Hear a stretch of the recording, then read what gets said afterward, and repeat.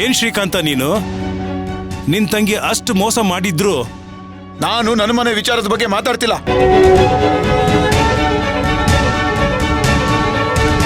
ದಾಮಿನಿ ಅಮ್ಮವ್ರ ಮನೇಲಿ ಕೆಲಸದವನಾಗಿ ಉಪ್ಪು ತಿಂದಿರೋದ್ರಿಂದ ಹೀಗ್ ಮಾತಾಡ್ಲೇಬೇಕಾಗಿದೆ. ಬೇಡ ಶ್ರೀಕಾಂತಣ್ಣ, ನಿನಗೂ ಯಾವಾಗ ಕೆಡ್ಡ ತೋಡ್ತಾರಂತ ಯಾರು ಗೊತ್ತು. ಸಾಕು, ಯಾರು ಮರ್ಯಾದೆ ಇಲ್ಲದೆ ಮಾತಾಡ್ಬೇಡಿ.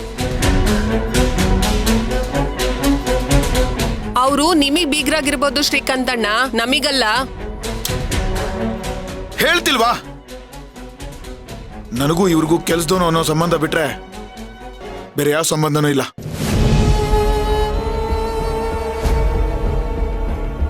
ಯಾಕೆ ಅವತ್ತು ಭಕ್ತಿ ನಮ್ಮ ಪಾಲಿಗಿಲ್ಲ ಅಂತ ಚಿಕ್ಕಪ್ಪ ತಲೆ ತೊಳ್ಕೊಂಡಿರೋದು ಗೊತ್ತಿಲ್ವಾ ನಿಮ್ಗೆ?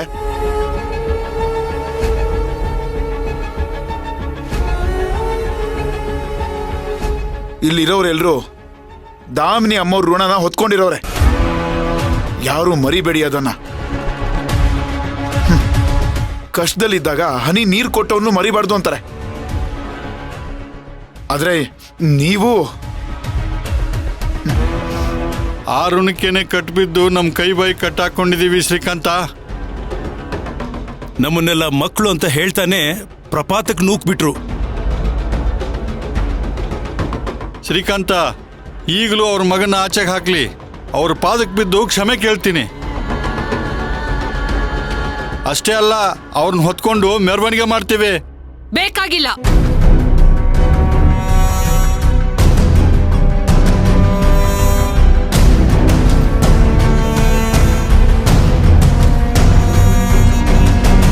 ಕ್ಷಮಿಸ್ತಿರೋ ಗುಣ ಇರೋಳು ತಾಯಿಯಾಗೋದಕ್ಕೆ ಸಾಧ್ಯನೇ ಇಲ್ಲ.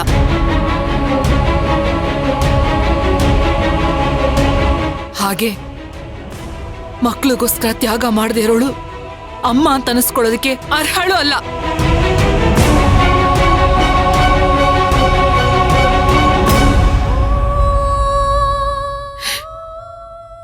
ನನಗ್ ಬೇಕಾದ್ ಮಾತಾಡಿ ಅನ್ನಿ, ಅರ್ಗಿಸ್ಕೊಳ್ತೀನಿ. ಆದ್ರೆ ದಯವಿಟ್ಟು ನನ್ನ ಮಕ್ಕಳ ವಿಚಾರದಲ್ಲಿ ಯಾರು ಏನು ಮಾತಾಡಬೇಡಿ.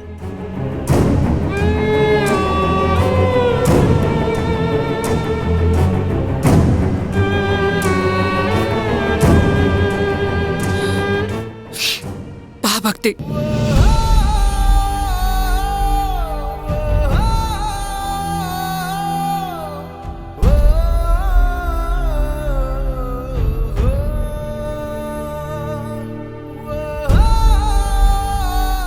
ದುರಂಕಾರಕ್ಕೇನು ಕಮ್ಮಿ ಇಲ್ಲ.